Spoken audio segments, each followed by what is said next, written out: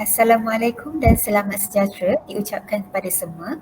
Terima kasih kerana masih lagi bersama kami dalam minggu ini di siri The Strata Talk Show yang dibawakan khas oleh The Excel Academy of Real Estate. Nama saya Amiza dan saya akan menjadi pengacara anda pada pagi ini. Dan bagi mereka yang baru menonton episod kami pada kali ini, The Strata Talk Show adalah satu ruang bagi membincangkan tentang kes atau isu semasa yang berkaitan dengan pengurusan strata di Malaysia, di mana kami akan membawakan panel-panel jemputan ataupun kita kenali sebagai industri expert bagi membincangkan pandangan tentang topik-topik yang berkaitan dengan strata management di negara kita, Malaysia. Jadi, bersama kami pada episod kali ini, episod ke-18 ialah Surveyor Cik Azan bin Cik Adnan, Pegawai Penilaian Bahagian Pesuruhjaya Bangunan, Jabatan Penilaian dan Pengurusan Harta Dewan Bandaraya Kuala Lumpur. Topik yang akan dibincangkan hari ini ialah berkenaan tentang garis panduan kaedah perolehan pihak pengurusan bangunan berstrata dan prosedur operasi standard SOP di bangunan berstrata. Jadi, bagi anda yang ingin memberikan soalan berkaitan tentang topik ini, sila ajukan soalan anda di ruangan komen di bawah dan kami akan cuba untuk menjawab soalan yang dalam tempoh yang diberikan. Tanpa melengahkan masa, dengan ini saya menjemput panel jemputan kita, Surveyor Cik Adhan bin Cik Adnan bagi meneruskan sesi ini. Silakan. Terima kasih. Baik, terima kasih kepada Puan Pengerusi Cik Amiza. Bismillahirrahmanirrahim. Assalamualaikum warahmatullahi taala wabarakatuh dan salam sejahtera kepada semua. Saya Cik Azhan bin Cik Adnan, merupakan pegawai penilaian daripada bahagian Pesuruhjaya Bangunan COB di Jabatan Penilaian dan Pengurusan Harta Dewan Bandaraya Kuala Lumpur. Pada hari ini akan memberikan sedikit taklimat berkenaan dengan garis panduan kaedah perolehan pihak pengurusan bangunan berstrata dan prosedur operasi standard SOP di bangunan berstrata. Tapi sebelum itu saya ingin mengucapkan terima kasih terlebih dahulu kepada pihak Excel Academy of Real Estate kerana sudi menjemput saya untuk memberikan sedikit perkongsian kepada tuan-tuan dan puan-puan melalui The Strata Talk Show. Bagi saya ini adalah satu platform yang cukup baik dan wajar kita teruskan sentiasa supaya perkara-perkara ataupun hal-hal pengurusan dan penyelenggaraan terutama di bangunan berstrata dapat kita terangkan dan jelaskan kepada semua komuniti strata yang ada di Kuala Lumpur dan juga di seluruh Malaysia lah. Jadi sebelum kita bermula, saya nak memperkenalkan sedikit latar belakang saya sebagai penceramah pada pagi ini. Saya telah berkhidmat di bahagian SOB di BKL sejak 2013 sehingga kinilah, dan kini merupakan Ketua Unit Ejen Pengurusan dan Pemantauan SOP di bahagian SOB di BKL. Dan buat masa ini saya bagi aktif dalam memberikan khidmat nasihat berkenaan Akta Pengurusan Strata 2013, Akta 757 dan Peraturan-Peraturan Pengurusan Strata berkenaan dengan pengurusan aduan, pengurusan pelantikan ejen pengurusan, garis panduan, mesyuarat agung, SOP dan juga lain-lain. Jadi saya harap pada pagi ini saya dapat memberikan sedikit perkongsian dan juga maklumatlah kepada tuan-tuan dan puan-puan. Kandungan talk pada pagi ini ada lebih kurang dalam 8 perkara, tetapi saya akan fokuskan kepada perkara-perkara yang pentinglah. Okey, sebelum kita masuk kepada SOP ataupun garis panduan perolehan, kita kena menyingkap terlebih dahululah beberapa perkara terutama dari segi peranan SOB dan juga apakah hal-hal yang terlibat dalam pengurusan bangunan berstrata lah. Jadi pengurusan bangunan berstrata ni kalau kita lihat kita ada pemantauan dari segi dalam pembinaan dan juga selepas bangunan siap. Jadi di dalam Akta Pengurusan Strata 2013 atau 757 yang telah dikuatkuasakan pada 1 Jun 2015, ada beberapa perkara yang telah dimasukkan ke dalam Akta Pengurusan Strata seperti penfailan jadual petak, deposit DLP. Itu adalah perkara-perkara baru yang dimasukkan ke ke dalam Akta Pengurusan Strata 2013 yang mana tidak ada di dalam Akta Bangunan dan Harta Bersama ataupun Akta Hak Milik Strata sebelum inilah. Manakala perkara-perkara lain seperti aduan, hal ehwal penguasaan, pemantauan, mesyuarat agung, akaun dan juga lain-lain itu sama, cuma ada banyak penambahbaikan dan saya rasa tuan-tuan dan puan-puan terutama di Komiti Strata telah pun faham dan juga mungkin kita akan menambah baiklah dari semasa ke semasa. Okey, saya ingin berkongsilah sedikit data untuk bangunan berserata di KL lah. Saya kongsikan untuk KL. Untuk tempat lain tu saya rasa mungkin kena SOP lain lah. Okay. Setakat ini kita ada 5,791 kawasan pemajuan lah. Okey, kawasan pemajuan ni kita merujuk kepada satu-satu skim satu-satu skim pemajuan dan lebih kurang 711,000 petak setakat inilah di KL. Dan penduduk KL merangkumi 1.2 juta yang tinggal di bangunan berserata. Okey, 1.2 juta tinggal di bangunan berserata, hampir 70% tinggal di bangunan berserata. Jadi cabaran dan juga perkara-perkara yang amat penting untuk kita lihat adalah bangunan-bangunan berserata di KL inilah sebab 70% penduduk KL tinggal di bangunan berserata. Okey, untuk kaedah pengurusan kewangan bangunan berserata, buat masa ini Mesyuarat Majlis Negara bagi Kerajaan Tempatan MNKT ke-69 telah bersetuju dengan pemakaian Malaysian Private Entity Reporting Standard (MPES) sebagai asas penyediaan kewangan pihak Badan Pengurusan Berserata lah. Jadi mana-mana pemaju JMB MC apabila mereka menyediakan akaun ataupun penyata kewangan perlulah follow kepada garis panduan MPES ini. Okey, kita pun ada masukkan kalau di KL, kita pun ada masukkan di dalam laman web di BKL. Nanti saya akan tunjukkanlah di mana kita boleh akses. Okey, kalau kita lihat kandungan MPES ini ada beberapa perkara lah yang tuan-tuan kena masukkan. Itu latar belakang jawatankuasa pihak pengurusan, laporan ahli jawatankuasa, penyata ahli jawatankuasa, laporan juru audit, penyata kedudukan kewangan, penyata prestasi kewangan, penyata perubahan kewangan, penyata aliran tunai dan nota kepada penyata kewangan. Dan kalau kita lihat kepada Akta Pengurusan Strata iaitu Akta 757, untuk isu-isu yang berkaitan dengan akaun, kita ada banyak peruntukan sebenarnya ataupun banyak seksyen yang terlibat sama ada semasa di bawah pengurusan pemaju ataupun pengurusan JMB, pengurusan MC dan juga peruntukan umum lah di bawah jadual kedua. Jadi sebagai JMB MC ataupun sebagai property manager, building manager, building eksekutif dan juga lain-lain, tuan-tuan dan puan-puan kena cuba memahirkan diri untuk meneliti dan juga memahami seksyen-seksyen yang terlibat berkaitan dengan akaun di dalam Akta Pengurusan Strata ini. Kita tidaklah pada hari ini tidaklah kita nak pergi satu persatu, itu mungkin kita boleh buat dalam sesi ataupun sharing yang lain lah.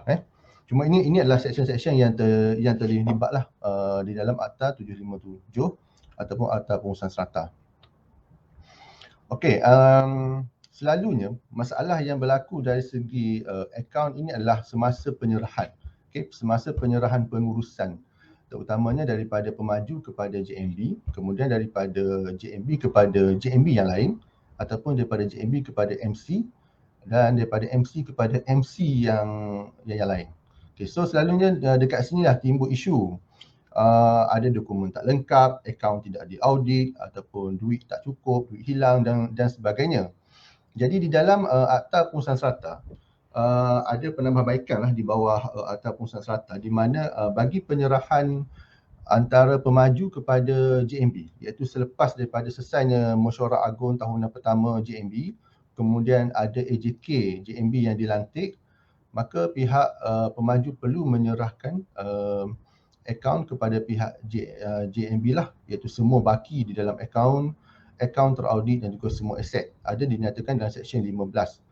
Kemudian dia punya checklist ataupun senarai semak untuk kita pemaju serahkan kepada JMB ini telah dimasukkan di dalam borang 4 borang 4 peraturan-peraturan pengurusan strata. Jadi di dalam borang 4 ini pihak pemaju dia mesti dan juga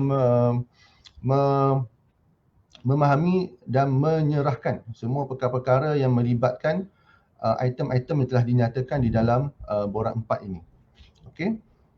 Kemudian apabila hak milik strata telah dikeluarkan, kemudian pindah milik telah berlaku dan telah cukup 25% daripada total aggregate unit share, maka pihak pemaju akan mengadakan mesyuarat AGM pertama MC. Dan di dalam penyerahan antara JMB kepada MC, ada lagi satu borang, iaitu borang 7. Di dalam borang 7 ini pihak JMB perlu menyerahkan kepada MC undang-undang kecil, akaun teraudit, aset dan liability, dokumen dan juga rekod-rekod. So kalau tuan-tuan buka dalam borang 7 tu ada dinyatakan secara spesifik lah apakah perkara-perkara yang perlu diserahkan.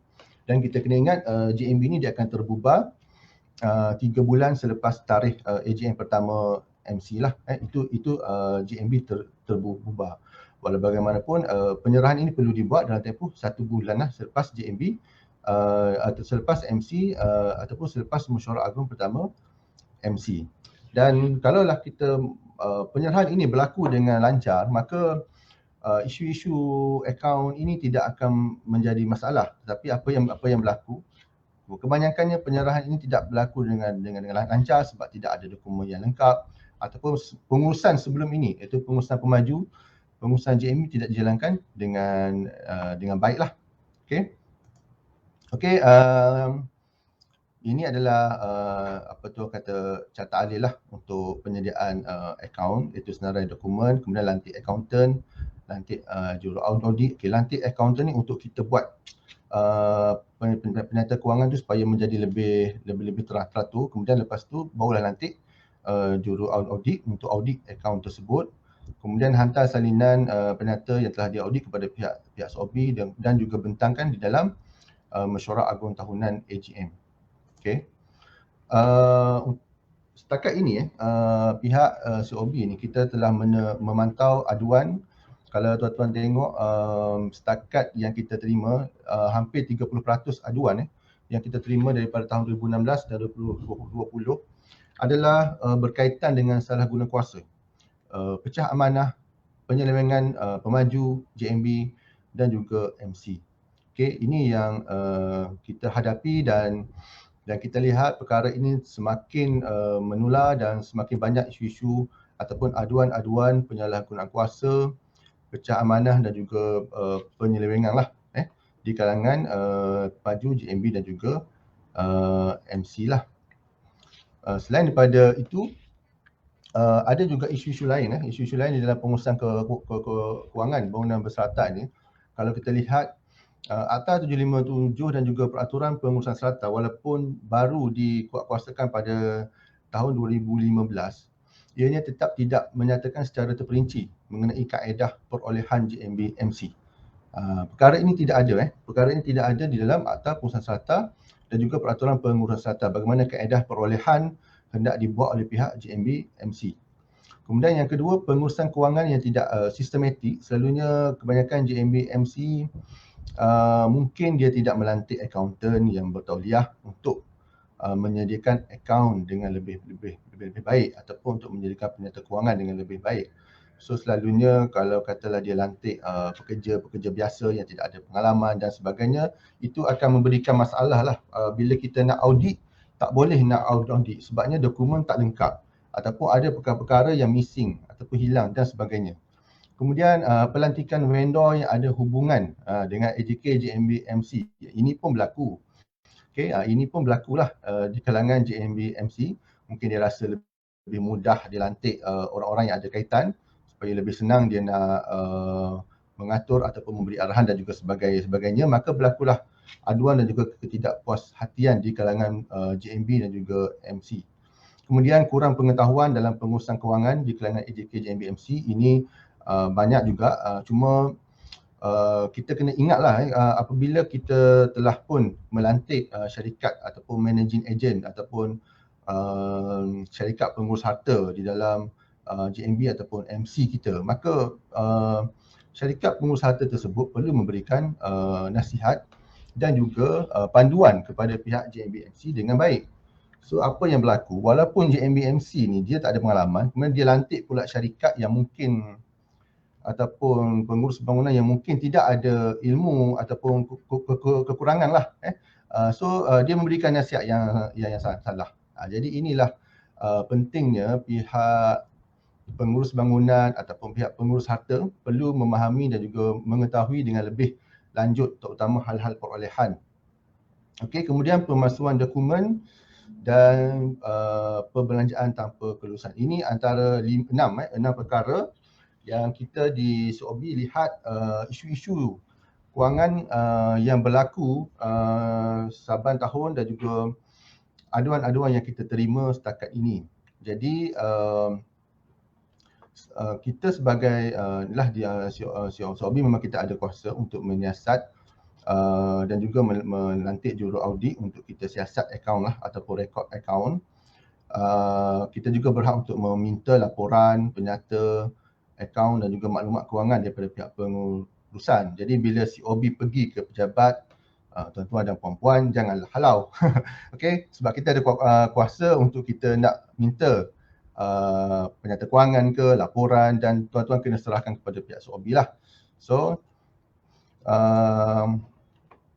kita juga ada menyediakan satu SOP, iaitu SOP pelantikan juru audit siasatan semula akaun. Yang ini saya akan kongsikan. Ada 2 kes lah yang telah berlaku, yang telah kita buat di KL ini. Okey. Saya nak kongsikanlah untuk kes yang pertama bagi laporan siasatan semula akaun ataupun kita panggil dalam bahasa yang mudah forensic account. Ini bukan menyediakan akaun teraudit biasa. Ini akaun teraudit dah siap. Okey, akaun teraudit dah siap. Tetapi JMB ataupun penduduk pemilik petak tidak berpuas hati dengan akaun yang telah diaudit tersebut. Maka kita akan minta supaya masukkan dalam mesyuarat agung, bincangkan dan juga buat keputusan untuk melantik forensik auditor lah, maksudnya accountant yang bertauliah, dan dia akan buat forensik account. Kos dia memang agak tinggi sedikit, tapi kalau bagi mana-mana kawasan yang memang dia rasa ada isu penyelewengan dan dia bersetuju untuk melantik forensik account, maka tak ada masalah, bolehlah lantik. Okey. Jadi ini salah satu contohlah di mana tahun kewangan 2016, 2017, 2018, iaitu akaun teraudit telah siap untuk 3 tahun ini. Tapi apa isu yang kita jumpa di dalam akaun teraudit tersebut adalah perbelanjaan tidak dapat dikenal pasti berjumlah 1.4 juta berlaku dari tahun 2015 sehingga 2016. Okey, kemudian kutipan caj penyegaraan berjumlah 182,000 tidak didepositkan ke dalam akaun bank dari 2015 sehingga 2018. Jadi pihak pemilik telah membuat keputusan untuk melantik forensik account dan pihak MC mendapat mandat itu dan telah melantiklah syarikat Tuan E.H. Soh dan partner ini sebagai auditor. Dan hasil daripada forensik tersebut, kita dapati bahawa terdapat elemen unsur yang berkaitan pecah amanah, rasuah, jenayah dan juga penipuan lah. Okey, di mana daripada 1.4 juta yang kata perbelanjaan tidak dapat kena pasti itu, kita dapati ada sebanyak 69,000 perbelanjaan tidak dapat dikena pasti, manakala kutipan caj penyelenggaraan sebanyak 146,000 tidak didepositkan ke dalam akaun bank Perbadanan Pengurusan. Jadi jawatankuasa yang telah kita wujudkan telah mengesyorkan kepada pihak MC supaya membuat laporan kepada pihak PDRM dan bagi membolehkan pihak PDRM menjalankan siasatan lanjut. Jadi untuk yang kes ini, dalam jawatankuasa yang kita wujudkan ini ada polis, ada SPRM dan mereka akan memberikan pandangan sama ada wujud ataupun tidak elemen-elemen rasuah ataupun salah guna kuasa berdasarkan kepada laporan forensik audit yang telah disiapkan oleh auditor. Dan jika ada, maka pihak polis akan menggunakan pihak polis ataupun SPRM akan menggunakan laporan forensik tersebut sebagai salah satu bahan lah bagi membuat siasatan yang lebih lanjut. Jadi kaedah forensik ini mereka akan cek dari segi semua perkara. Dari segi semua perkara, minit mesyuarat AJK, minit mesyuarat AGM, kemudian fail-fail yang ada di dalam pejabat pengurusan, pihak auditor akan semak semua sekali. Jadi hasil semakan inilah mereka jumpalah ada isu, dan kes ini dah hantar sekarang ni dalam siasatan pihak PDRM lah. Mungkin selepas ini kita boleh kongsikan sekiranya telah ada keputusan ataupun penangkapan ataupun siasatan lanjut yang dibuat. Kemudian untuk kawasan yang kedua, untuk tahun kewangan ataupun forensik audit akaun bagi 2017 dan 2018, di mana ada aduan isu pemberian kontrak untuk mengubah suai kawasan harta bersama bernilai lebih kurang 1.2 juta. Pengubahsuaian dan pembinaan unit tambahan di dalam kawasan guna sama ataupun harta bersama, dan dikatakan itu adalah unit penginapan pengurus bangunan. Jadi pihak penduduk, pemilik dan juga MC juga telah bersetuju untuk melantik forensik akaun, juru audit forensik, dan hasil daripada audit tersebut didapati bahawa tidak ada unsur-unsur berkaitan pecah amanah, rasuah, penipuan, ketirisan. Kerana apa? Kerana kerja-kerja baik pulih, pengubahsuaian, pembinaan telah dilaksanakan, maknanya dah buat, dah siap dan wujud di premis yang disebut. Kemudian laporan forensik juga mengesahkan bayaran telah dibuat dengan sempurna kepada akaun-akaun perkhidmat yang dilantik seperti mana kontrak perjanjian. Jadi maka tidak ada siasatan lanjutlah oleh pihak SPRM ataupun PDRM. Cumanya kalau kata pengadu nak bawa juga, dia boleh bawa lah ke mahkamah lah sebagai tindakan sivil. Cuma SPRM dan PDRM tidak ada siasatan. So ini adalah salah dua kes lah yang telah dilantik forensik audit dan penemuan-penemuan yang telah dibuat setakat inilah. Dan kalau kata kawasan tuan-tuan dan puan-puan, JMB-MC apa semua nak lantik juga untuk forensik audit ini, bolehlah boleh lantik, tapi untuk yang kes pertama tadi, seingat saya kos dia dalam 40,000 40,000 untuk nak siapkan satu laporan forensik ini. Jadi kena ingatlah ada kos yang perlu dibayar oleh pihak pemilik petak untuk perkara-perkara yang kita sebutkan inilah. Kemudian dari perkara ataupun masalah-masalah yang telah saya ceritakan inilah, maka pihak Kementerian Perumahan dan Kerajaan Tempatan KPKT sebagai custodian of the act telah memperkenalkan garis panduan kaedah perolehan pihak pengurusan bangunan berserata. Dan kita di BKL kita ada menyediakan satu video hebahan berkenaan dengan garis panduan ini, dan tuan-tuan boleh lihat di YouTube lah. Tuan-tuan boleh download dan lihat di YouTube untuk lebih nampak lebih menarik dan juga faham. Di mana garis panduan ini telah dikuatkuasakan pada 13 Februari 2020, hampir sebulan sebelum kita dilanda wabak ataupun pandemik COVID-19. Jadi saya ingat saya lah pada masa itu, kerana itulah SOP ataupun garis panduan ini tidak dihebahkan secara meluas kerana tak sempat. Bila dah sebulan tiba-tiba kita kena lockdown dan sampailah 2021, dan seingat saya kita di BKL pada April 2021 baru kita dapat membuat hebahan meluas lah melalui webinar yang kita adakan pada April 2021 berkenaan dengan garis panduan ini.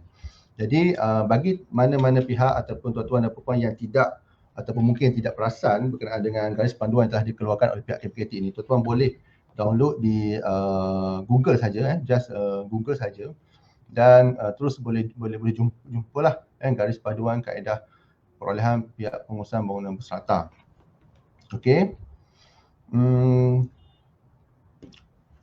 Untuk makluman tuan-tuan dan puan-puan, garis panduan ini dibuat ini dengan sesi libat urus semua pihak, semua pihak yang berkepentingan yang terlibatlah, iaitu semua SOB di PBT di seluruh Malaysia, wakil-wakil SPRM, wakil lembaga penilai, wakil daripada MIPFM, Persatuan Penilai PEPS, BMAM dan juga lain-lain.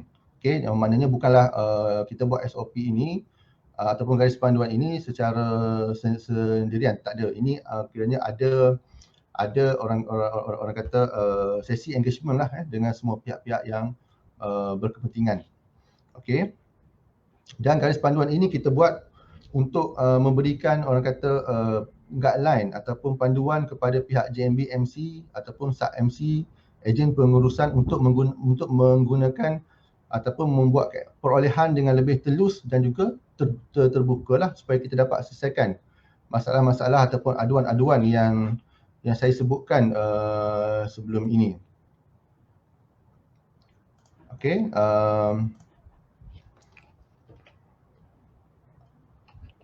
okey, bagi kategori perolehan, kita ada 4 kategori sebenarnya dalam garis panduan ini. Itu pertama perolehan kerja. So perolehan kerja ni mungkin untuk kerja-kerja perbaikan, pembinaan, jalan, kawasan harta bersama, longkan dan juga sebagainya lah. Okey. Kemudian yang kedua dibagi perolehan bekalan seperti nak membeli bahan ataupun barangan, aset ataupun peralatan untuk menyenggara suatu skim serata lah. Okey. Kemudian yang ketiga dari segi perolehan perkhidmatan, itu untuk melantik syarikat pengurus harta, untuk melantik syarikat keselamatan ataupun syarikat pembersihan. Okey. Manakala yang keempat adalah kategori perolehan kecemasan. Yang ini saya nak detailkan sikit. Okey, di dalam garis panduan ini kita faham di mana-mana bangunan berserata apabila berlaku hal ehwal kecemasan, takkanlah kita kata kita nak tunggu mesyuarat agung kan. Takkanlah kita nak tunggu habis tempoh dan nak buat mesyuarat agung baru kita nak baiki perkara-perkara yang rosak itu. Jadi dalam garis panduan ini kita telah masukkan perolehan kecemasan, iaitu perolehan yang perlu dilaksanakan segera berikutan timbulnya keperluan kerja untuk membaik pulih sebarang kerosakan ataupun mencegah kerosakan yang bakal berlaku. Okey, antaranya adalah kategori untuk perolehan kecemasan ini adalah perkara yang membahayakan nyawa atau memberi kesan yang serius kepada keselamatan mana-mana penghuni. Contoh bumbung nak jatuh, dah rosak, nak jatuh ke bawah. So takkan kita nak tunggu mesyuarat agung baru kita nak baiki kan. So dia jatuh di bawah kategori kecemasan. Kemudian menyebabkan kerosakan yang serius ke atas harta bersama, menyebabkan gangguan operasi kritikal, contoh tangki pecah sampai air tak boleh disalurkan kepada pemilik petak. Okey. Kemudian mengakibatkan kerugian kewangan ataupun tuntutan ganti rugi, saman, sivil, penalti, denda ataupun saman oleh pihak berkuasa. Kemudian perkara-perkara yang menyebabkan kegagalan akses ke kawasan harta bersama, contoh berlakunya runtuhan ataupun banjir ataupun rintangan yang mengakibatkan akses ke tempat tak kereta, kawasan laluan ataupun tak tangga. Macam contoh bulan Disember itu ada banjir kan, banyak apartmen ataupun kondo-kondo yang terjejas. Maka perkara itu boleh dibuat di bawah kategori perolehan kecemasan lah. Kemudian bencana alam, banjir yang luar biasa, jerebu, gempa bumi, tanah runtuh, taufan dan juga lain-lain. Kemudian wabak penyakit, macam sebelum ni kita berhadapan dengan penyakit COVID-19. Kita nak beli sanitizer, kita nak beli mask ke, kita nak beli peralatan untuk nak buat semburan, maka kita boleh gunakan kaedah ini. Kemudian perkara yang boleh menyebabkan kehilangan nyawa lah ataupun ancaman nyawa ataupun kerosakan teruk kepada pihak penghuni. Okey, ini adalah kategori yang melibatkan perolehan kecemasan lah. Kemudian bagi suatu tadbir urus ataupun good governance dalam pengurusan perolehan, kita ada masukkan peruntukan ataupun hak nilai perolehan. Walau bagaimanapun, semua perbelanjaan ataupun perancangan perolehan yang hendak dibuat pada tahun tersebut atau pada tempoh tersebut perlulah dibentangkan dan mendapat kelulusan di dalam mesyuarat agung sama ada AGM ataupun EGM terlebih dahulu. Maknanya sebagai pengurus harta ataupun sebagai JMB MC, tuan-tuan dan puan-puan kena buat perancangan. Bila kita nak sampai kepada mesyuarat agung yang akan datang ini, kena buat perancangan. Apakah kerja-kerja perolehan yang hendak dibuat pada masa ataupun pada tempoh yang akan datang ini.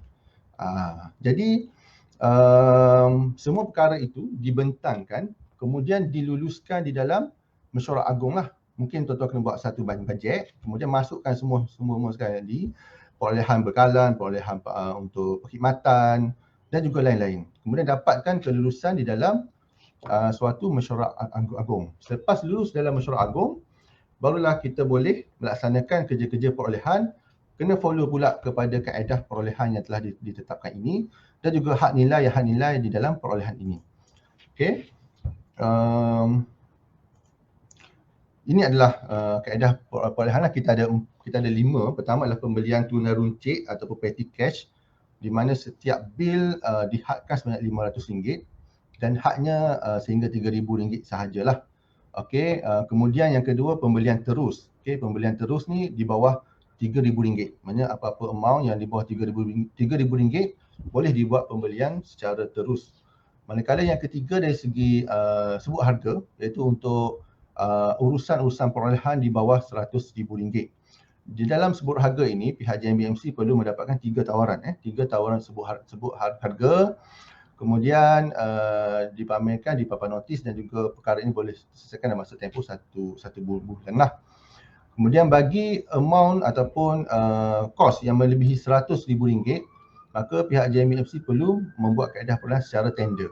So bila tender ni kita kena faham lah, kena pamer di papan notis, kena buat iklan dan juga sebagainya. Okey. Manakala yang kelima adalah kecemasan lah.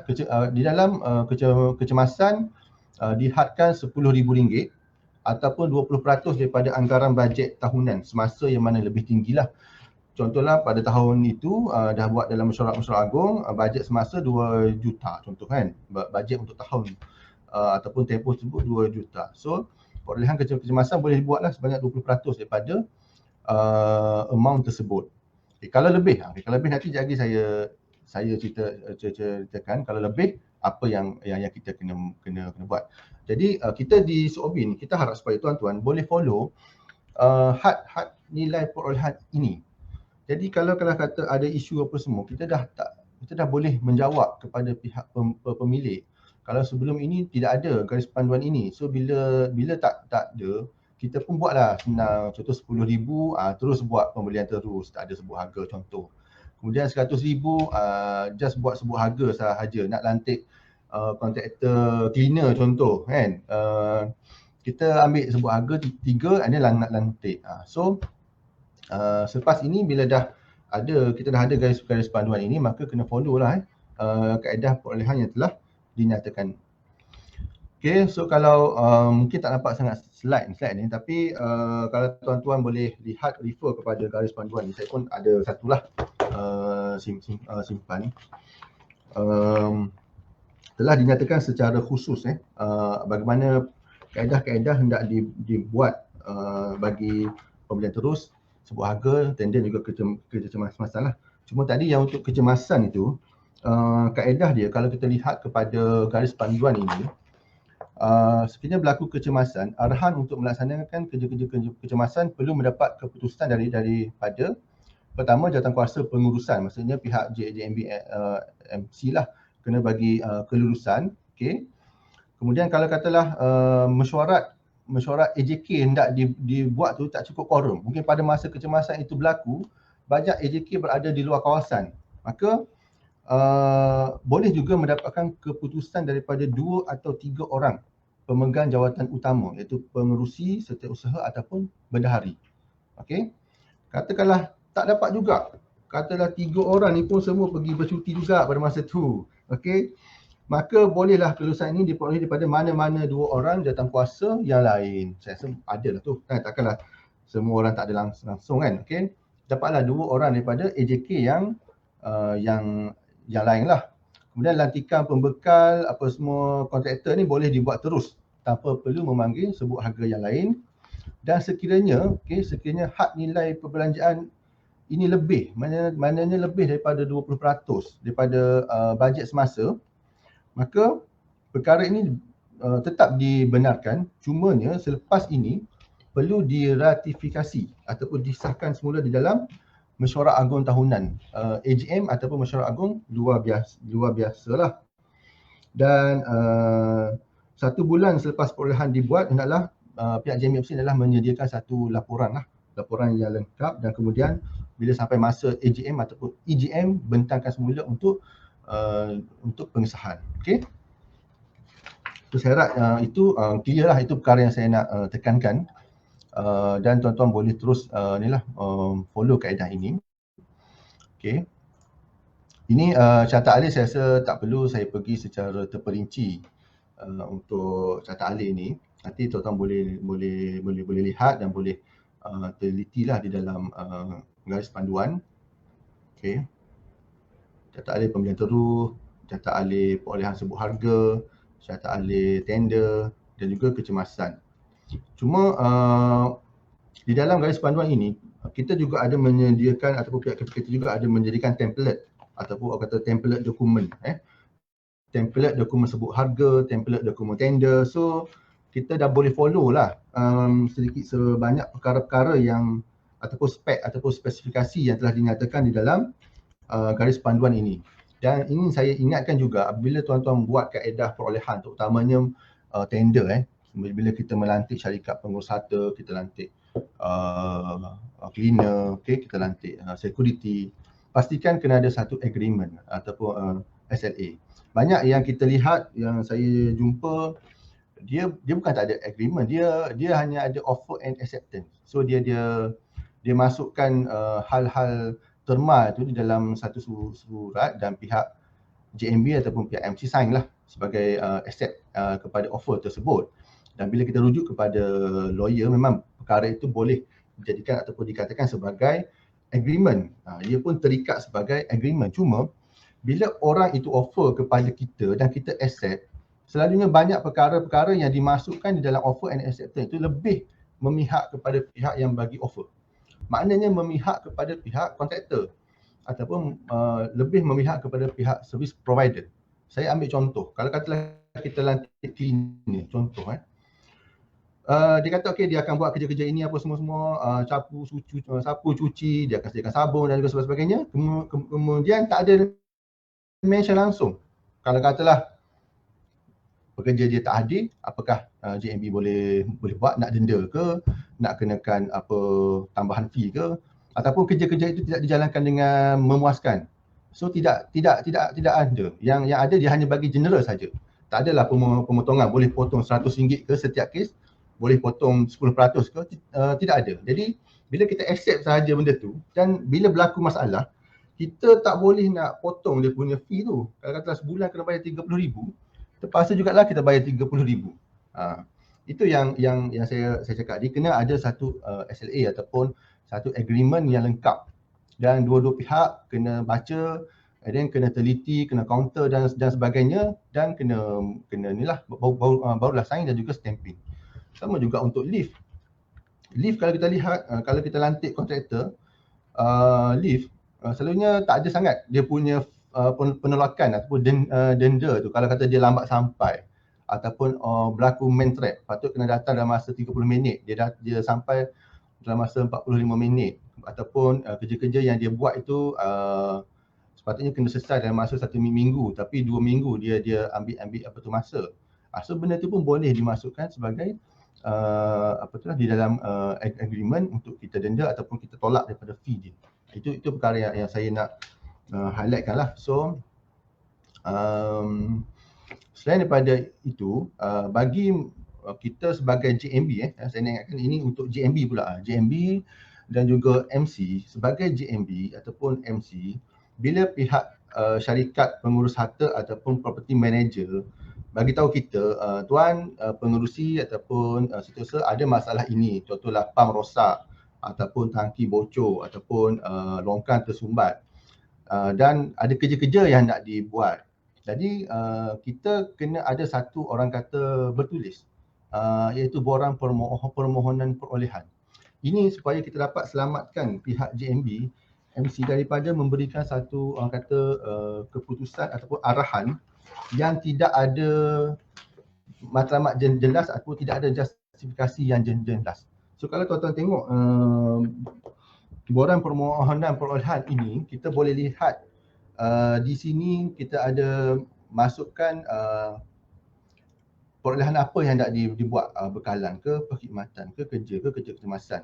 Kemudian kaedah perolehan tu macam mana? Nak buat pembelian terus ke, tunai ke, sebut harga ke, tender. Kemudian tujuan pembelian untuk apa? Untuk pentadbiran ke, untuk aset baru ke, aset ganti ke, penyelenggaraan. Kemudian sumber peruntukan, nak pakai duit mana? Akaun MF ke ataupun akaun SF. Dan juga keterangan. Okay, keterangan inilah yang penting lah, rosak apa, berapa anggaran harga, kuantiti berapa dan juga justifikasi. Kenapa kita kena beli? Contoh, kenapa kita kena repair sekarang? Dan selepas dapat borang ini, barulah pihak JMBMC bagi kelulusan untuk dapatkan sebut harga dan juga barulah follow kaedah perolehan tadi lah, sama ada nak sebut harga ke, pembelian tunai ke, tender ke dan juga sebagainya. Jadi saya nak ingatkan, kalau tuan-tuan download buku ni, dia ada dalam muka surat 50. Jadi pastikan borang ini kita wajibkan kepada pihak pengurus harta supaya kita dapat menyelamatkan kita sebagai JMBMC daripada memberikan arahan perolehan yang tidak ada jelas atau yang tidak ada pangkal hujungnya. Saya habis untuk orang kata sedikit pasal garis panduan perolehan, dan saya ada lagi dalam beberapa minit untuk kita masuk kepada SOP di bangunan berserata lah. Saya harap sekiranya ada yang tidak jelas dalam garis panduan perolehan itu, tuan-tuan boleh jugalah membaca dan juga dapatkan maklumat-maklumat yang lebih lanjut lah. Kita di KL, di SOP di KL, kita ada menyediakan SOP di bangunan berserata. Jadi kalau tuan-tuan nak lihat SOP tersebut, boleh masuk ke dalam laman web DBKL, www.dbkl.gov.my. Kemudian pergi kepada capaian pantas, ada tulis Pesuruhjaya Bangunan KL. So tuan-tuan klik dekat situ, nanti tuan-tuan akan dibawa kepada kepada SOP, garis panduan, dan juga ada juga perkara lain di dalam kita punya folder ni. Ada juga perkeliling, garis panduan, kemudian kita ada soalan lazim, hebahan, buku panduan, buku mudah AGM dan juga sebagainya. So ini setakat ini yang SOP yang kita keluarkan kepada pihak luar, kepada pihak JMBMC ataupun komuniti serata. Ada sebanyak 7 SOP lah, iaitu SOP untuk penubuhan sub-MC, kemudian SOP untuk penahanan harta alih bagi JMBMC dan juga sub-MC, SOP penyelenggaraan lift bagi JMBMC, SOP penginapan jangka masa pendek. Ini yang di Penang setakat ini ada ura-ura ataupun ada perkara yang kata nak mengharamkan lah untuk jangka masa pendek di bangunan berserata. Ini itu satu hot issue lah. Kemudian SOP dari segi pengauditan bangunan, dan juga penggunaan kumpulan wang penjelas. Ini kalau di negara luar, macam Australia sebagai contoh, mereka ada dia punya 10 tahun punya projection. Apakah perkara-perkara yang hendak dibaiki, ditukar, dan juga penggunaan bagi kumpulan wang penjelas ataupun sinking fund dia. Dia memang ada. Jadi tahun pertama nak kena buat apa, tahun kedua, tahun ketiga, sampailah untuk 10 tahun yang akan datang. Jadi kita pun di KL, kalau boleh kita pun, ataupun di Malaysia ni, kita buat jugalah, maknanya kita cubalah sama ada kita sendiri buat audit bangunan ni secara biasa, ataupun kita lantik syarikat PM, ataupun kalau nak lagi detail, lantik syarikat yang betul-betul buat audit bangunan lah. Dan kita boleh estimate, kalau katalah lift ini mungkin 10 tahun ataupun 20 tahun lagi nak kena ganti. So kita dah ada dalam kita punya persediaan itu.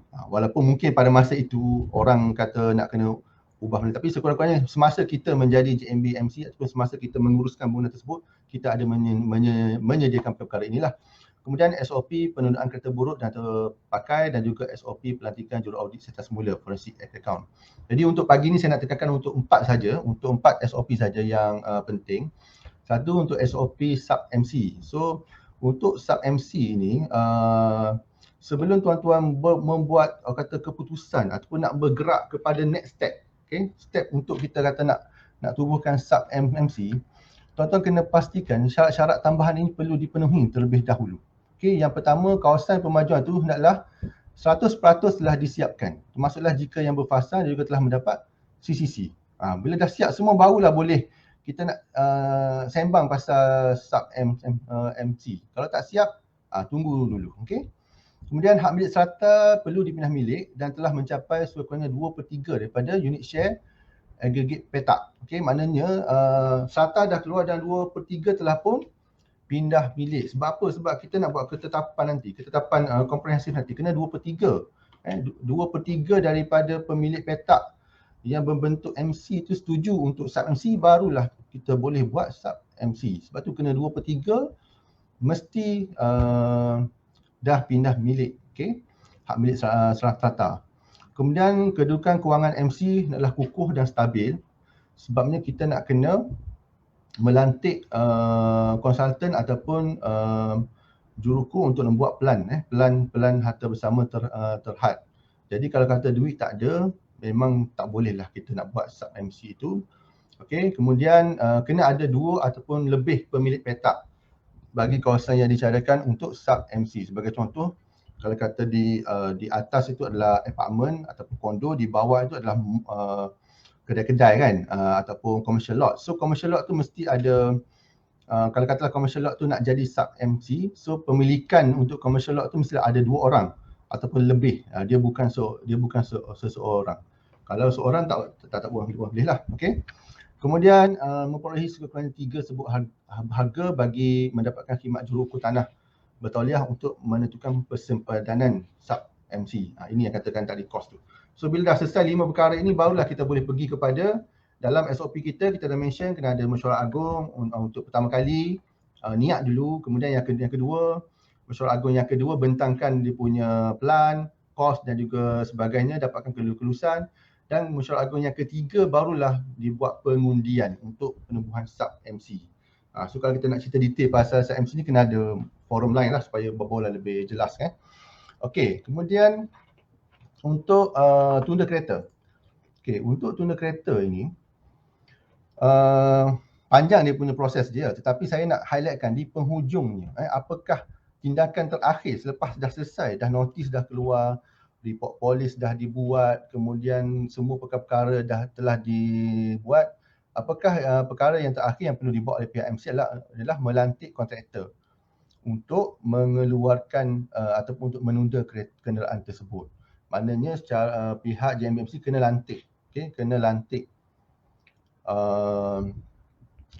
syarikat inilah untuk nak tunda kereta tersebut.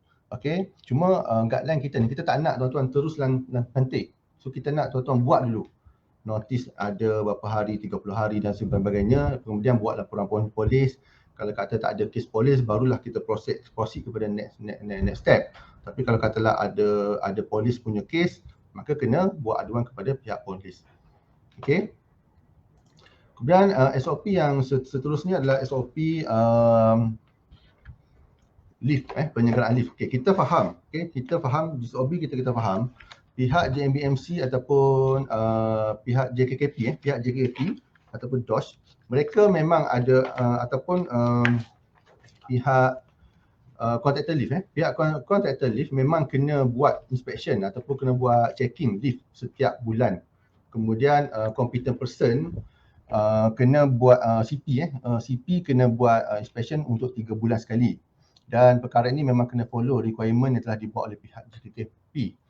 Tetapi kita sebagai pengurus harta ataupun JMBMC, kita pun kena ada juga orang kata checking untuk lift ini. Cuma mungkin dia tak adalah checklist dia terlalu detail seperti mana pihak kontraktor ataupun CP buat. Cuma kita kena ambil tahu juga. Sebagai contoh, kalau kata di dalam car lift, di dalam car lift, so kena tengoklah lampu menyala, butang tak tercabut, berfungsi. Kemudian ada sijil PMA tu masih belum tamat tempoh dan juga sebagainya. Itulah di dalam kita punya SOP ni kita ada nyatakan secara terperinci ada 5 item, ada 5 perkara yang pihak JMBMC kena. Sekejap saya sebab saya tadi tak nampak dekat situ. Nanti kita sekejap.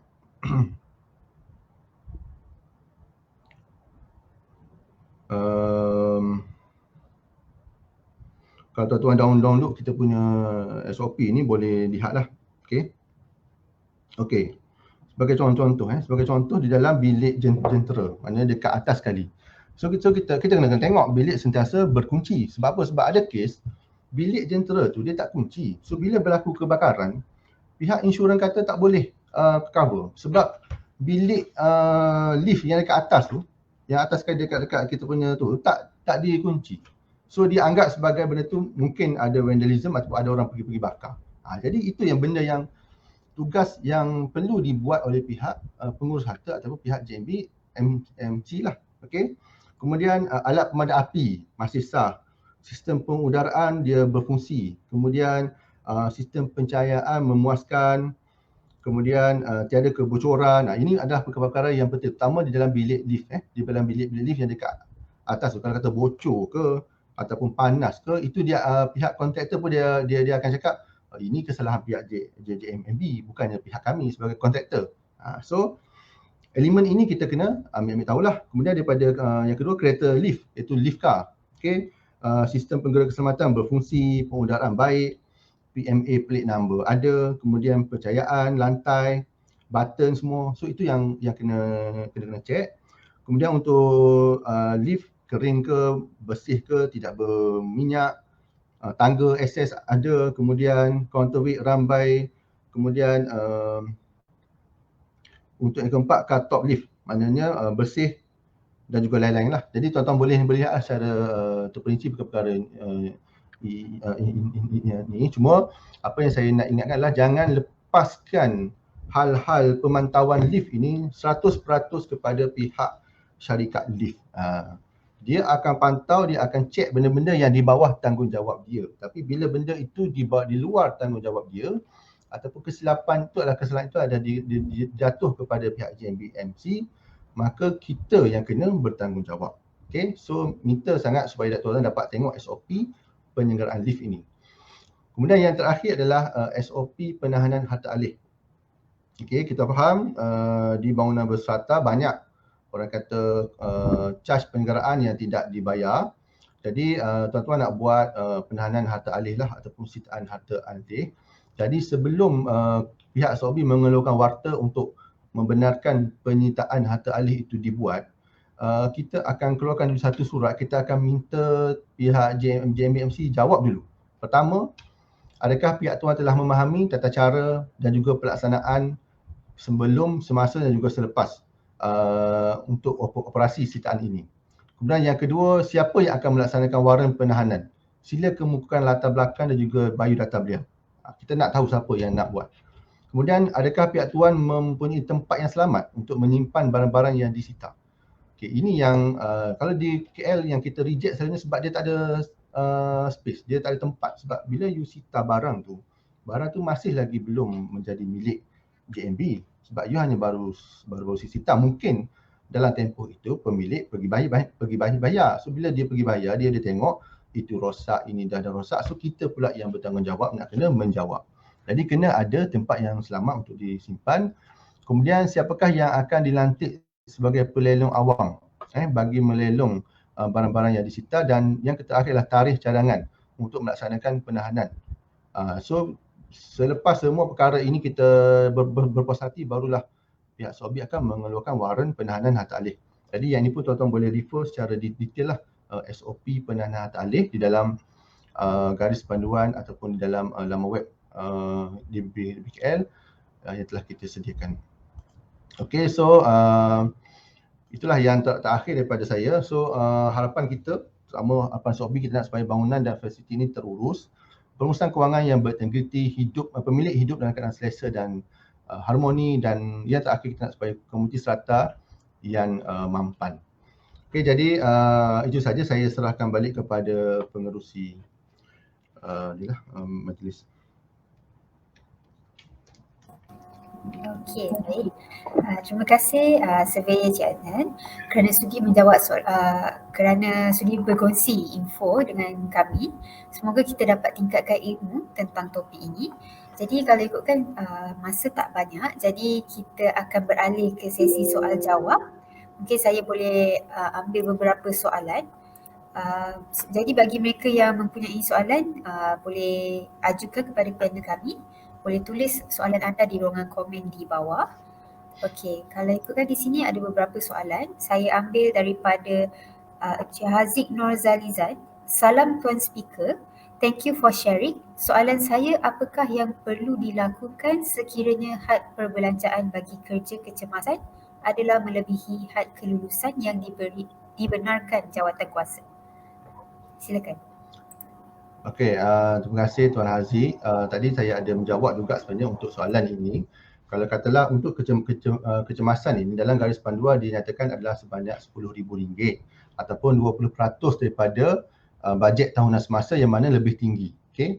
So kalau katalah perkara itu ataupun perolehan itu di dalam range RM10,000 ataupun 20% daripada bajet semasa itu, maka pihak JMMC boleh terus membuat kaedah perolehan kecemasan.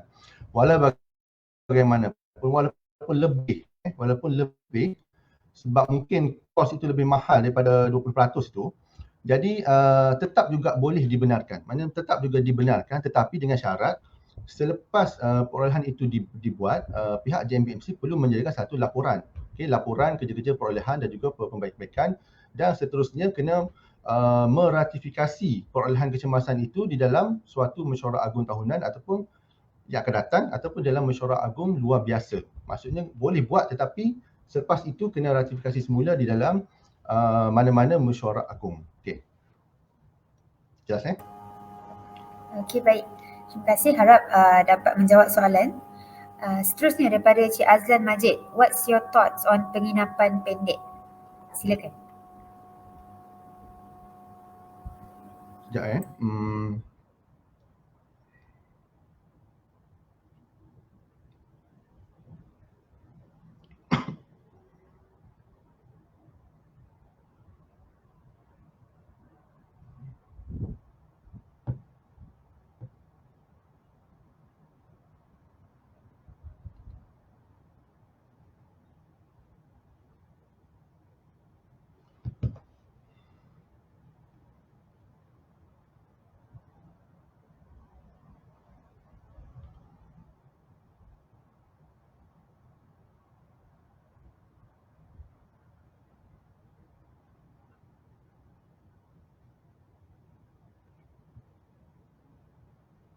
Sekejap Okey, untuk penginapan jangka masa pendek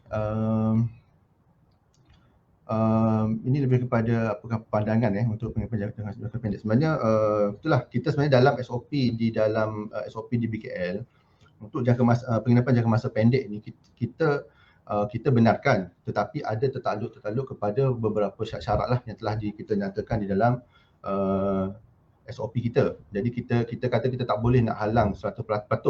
Sebab kalau kita halang pun memang benda tu dah berlaku dan juga isu-isu ini juga kalau seingat saya di KL dah hot dalam setahun 2 tahun yang lepas. Dan sebab itulah kita pada tahun 2018 ke macam tu 2019 kita berbengkel dan kita menyediakan SOP penginapan jangka masa pendek ini. Dan banyak pertikaian semasa penyediaan SOP tersebut. Dan apa yang terakhir dalam SOP tersebutlah kita boleh benarkan tetapi memang banyak guideline ataupun prosedur-prosedur yang perlu dipatuhi lah oleh pihak JMBMC dan juga pihak pemilik yang hendak membuat penginapan jangka masa pendek tersebut lah. Jadi ketua-tuan boleh lihat ataupun download garis panduan kita yang mana sebagai contoh kita ada menyatakan berapakah kadar denda yang boleh dikenakan kepada pemilik petak yang tidak menjaga dia punya guys tu dengan baik dan juga ada jugalah catat-catat ahli yang berkaitan. Okey. Okey, baik. Terima kasih. Seterusnya daripada Cik Fazri Mat Jaafar. Salam, bolehkah pihak pengurusan mengubah had perbelanjaan melalui AGM dan tidak mengikuti garis panduan yang dikeluarkan? Silakan.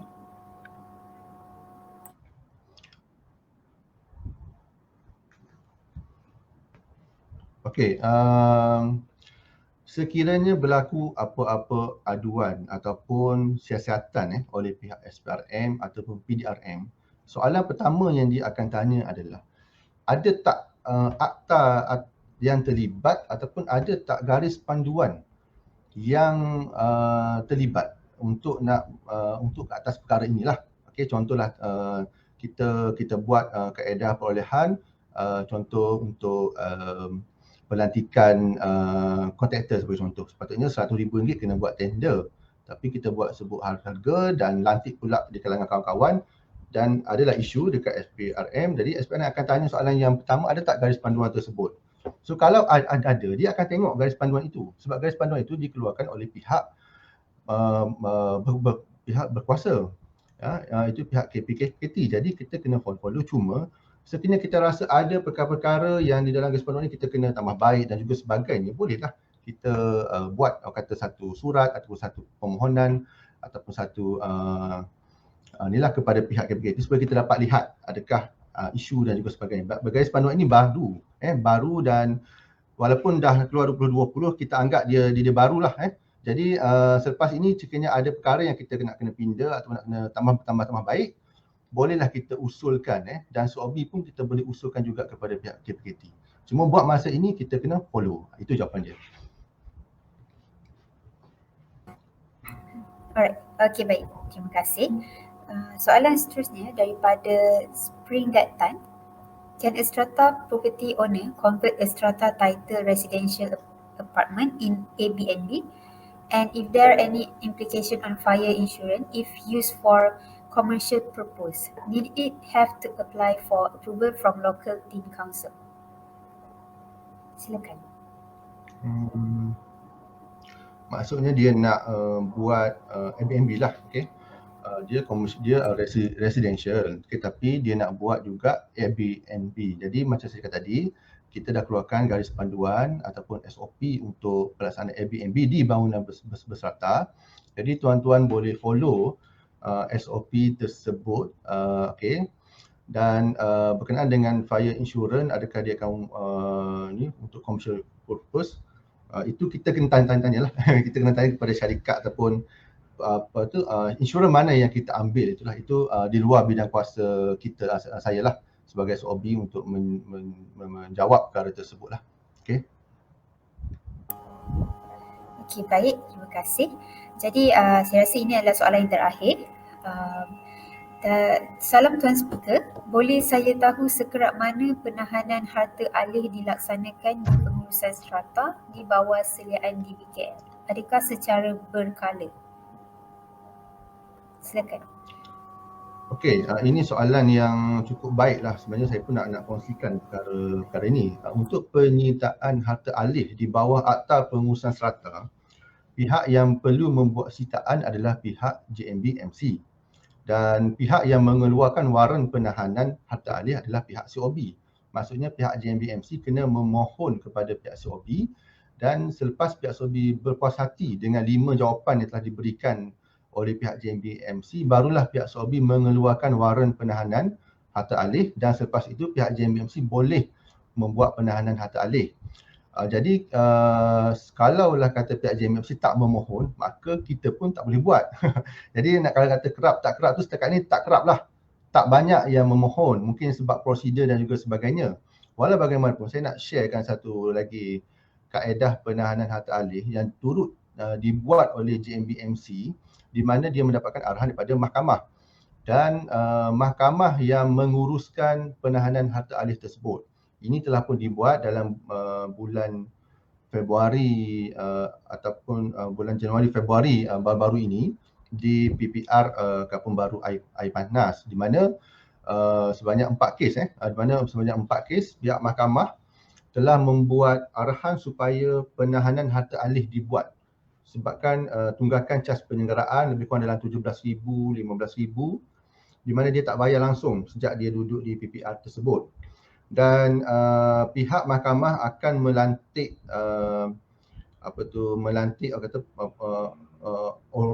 orang atau pihak yang akan membuat penahanan harta alih ini. Tapi dia ada kos, di mana pihak JMB kena lantik lawyer, kemudian kena bawa kes ke mahkamah, dan selepas itu, selepas diputuskan, barulah penahanan hati alih itu dibuat. Walau bagaimanapun, bagusnya untuk penahanan hati alih ni sebenarnya bila waran penahanan itu telah keluar dan ditampal di pintu premis ataupun di pintu kediaman pemilik ataupun defaulter tersebut, dia boleh bayar terus esok tu. Jadi esok tu dia terus pergi kepada pejabat pengurusan dan dia bayar 17,000 ataupun dia bayar dulu separuh 7,000 dan penahanan hati alih itu tidak sempat dibuatlah. Jadi kita kalau boleh kita cadangkan buat dulu, okey, untuk penahanan hati alih ni. Lepas dia tak bayar, barulah kita lelong dan juga sebagainya. Jangan kita kata susah dan banyak prosedur dan ni apa semua. Kita try dulu. Sebab kalau kata kita tak buat, dan memang tak boleh nak selesai lah. Okey. Itu saja. Okey, baik. Terima kasih. Harap dapat menjawab soalan daripada Cik Nur Amalina. Okey, saya rasa itu sahaja setakat ini. Terima kasih Surveyor Cik Adnan kerana sudi menjawab soalan-soalan yang diajukan. Saya berharap agar jawapan-jawapan yang diberikan dapat membantu untuk tingkatkan kefahaman kita berkenaan tentang topik ini. Jadi sebelum saya menutup tirai, izinkan saya untuk menjemput semua untuk sertai CPD seminar kami pada 28 Mei 2022 dengan topik A Guide on the Law of Meetings for Property Managers and Management Committee Members by Miss Saraswati Shirkedio. Jadi, jika anda berminat untuk sertai seminar kami, sila hubungi nombor yang tertera di skrin bawah dengan nombor 017-856-2228 dan boleh buat pendaftaran bersama dengan kami. Jadi, sampai sini saja episod kali ini. Terima kasih sekali lagi saya ucapkan kepada Surveyor Cik Adnan kerana sudi luangkan masa bersama kami dan terima kasih kepada semua. Selamat Hari Raya dan jaga diri. Sama-sama. Okey, selamat Hari Raya semua.